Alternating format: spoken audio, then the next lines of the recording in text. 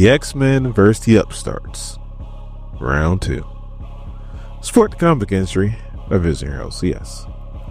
My name is Dorian. This is SEO Comics. We'll continue our coverage of X-Men number 21. Our story starts off at the factory with Jen, and she's sitting all the way up on like the satellite towers. I mean, all the satellites are there. And it's either sunrise or sunup. One or the other. I don't know which one. And Quentin comes out and yells up at her and is like, "Can you keep it down?"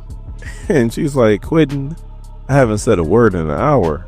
So he's like, "But you're thinking so loud that you're putting me off of my stories." So then Jen goes, "I'm sorry, Quentin. I'll think quieter." All I was thinking to myself was, how? Hell, I probably thought that loud as hell. Like, how do you think quieter? So he was like, "All right, you know what? I'll bite. What's wrong, bird girl?" She goes, "You haven't read my mind?" He's like, "Psylocke." Psylocke says if I keep reading all the X-Men's rhymes that she's going to cut pieces of me when I sleep. And if you know Psylocke, she knows how to do it, and she will do it. So she goes, "Quit. Am I an X-Man?" And Quentin's like, "Well, you're a mutant and you live at the factory, so I will say that qualifies you as an X-Man. And besides, right now, we have a very low barrier to entry." So she's like, "Didn't it seem strange that once you guys rescued me from the Upstarts, that once we came here, I didn't try to leave or I didn't mention anything about a family or anything like that?" And Quentin's like, "I mean, we didn't think it was too strange, but this is your home now." She goes, "You don't understand. Where I'm from, I was nobody, and I was nothing." So Quentin's like, "I don't understand." She's like, "In Detroit, when I became a mutant, that's the only reason why the Upstarts came after me. Other than that, nobody knows who I am. It's almost like I'm invisible. So when I came here and I met Beast and actually showed interest in me, it was the best thing in the world. But now he's in his own little world and I'm back to being not noticed again." But the magic shows up in multiple portals and it's like, I hate to break up the conversation, but we got a hit and we found the Upstarts. So Quentin's like, "All right, so where's Cyclops, Magic?" And she's like, "Oh, he's still in jail." So he's like, "So what are we going to do without him?" And Magic goes, "Technically, when we went after Upstarts the first time, he put me in charge. That mission went incomplete. So the way I see it, I'm still in charge. And I say, we go kick her teeth in. Are you with me?" They both raise their hand, and Magic goes, "I thought so." So then we cut to Sugarland, the secret headquarters of the Upstarts. They got Trevor Fitzroy's on his tablet, and he's looking at, like, I guess his analytics for a social media channel. And Sugar Man is there. He's like, "So, Trevor, haven't I supported you and your team and your social media endeavors and everything else?" Trevor's like, "Oh, yeah, definitely." So the Sugar Man just pops off and goes, "Then where are my motherfucking adult activated mutants, you stupid bitch?" So Fitzroy, with all kinds of spit on him now, is like, "Well, they're not popping up like they were. For some reason, they thinned out. So right now, they're really hard to find." So then he brings up the one that they lost to the X-Men. So because of that, the X-Men are coming here. And Fitzroy's like, "What do you mean?" He's like, "Well, I just happened to go ahead and give the location to the X-Men. Because typically, when they bring in a new mutant, they make him into an X-Men. So if they're coming here, they're probably coming here with her. So good luck, Fitzroy. I'm about to go check out on my other projects." As Sugar Man walks through a portal. So Fitzroy just yells, "Upstarts! Upstarts, let's go."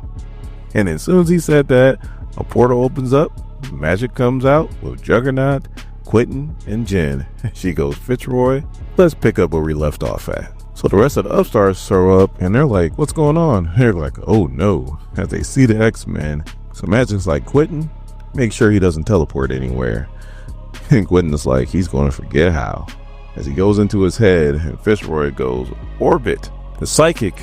And he goes, "I'm on it." He sends those balls near Quentin. He just starts puking. Magic's like, "For God's sakes, X-Men, take him apart." So Fitzroy starts barking out orders of his own. He goes, "Ocelot, you got the psychic kid. Orbit, you handle the Juggernaut. Orifice, you and I take magic. And the Orifice goes, well, what about the other one? What are we going to do about her? And he goes, her? She's nothing. Just a prize at the end.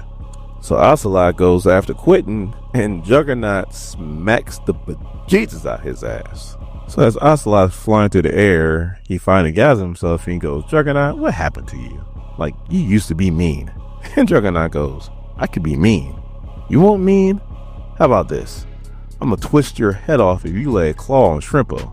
Is that mean enough for you? So Ocelot charges at Juggernaut and goes, I don't buy it. You're an X-Men now. You going soft.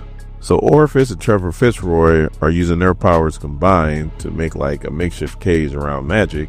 And he's like, I wouldn't move if I was you, as he makes another mini portal and uses Orifice powers to almost hit magic in the arm. He's like, you better pay attention to your dance. Otherwise, if you slow down and try to teleport, zip, and magic goes.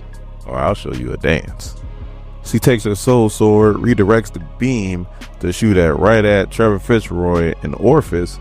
And then she's like, not so smart now, are you? She goes to charge him. Orbit comes out of nowhere, uses those stupid balls, and just messes up Magic's equilibrium. So then Orbit's like, we need to finish this. But all of a sudden, he falls out from the sky because Quentin Quire is using his powers to bring him down. But then Ocelot jumps over Juggernaut and goes, got you. And he slashes the bejesus out of Quentin Quire. So all of a sudden, Jen sees this, and she's just thinking to herself about what she asked Quentin if she's a real X-Men.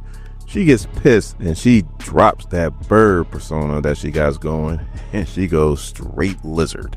As Orifice and Fitzroy is kicking the hell out of magic, all of a sudden they turn around, and you'd think we'd be reading a Spider-Man comic book, because she looks just like Kurt Connors the Lizard. And she knocks the hell out of Trevor Fitzroy. I mean, knocked him and cracked the wall. And then she grabs him and she's like, you think I'm helpless? I am not helpless. So then Trevor Fitzroy goes, so how does it feel to be strong? To have somebody at your mercy. That feels pretty good, huh? Doesn't it? So then Quentin in a weakened voice goes, let's go home so I can heal before these telekinetic stitches give way and I bleed out.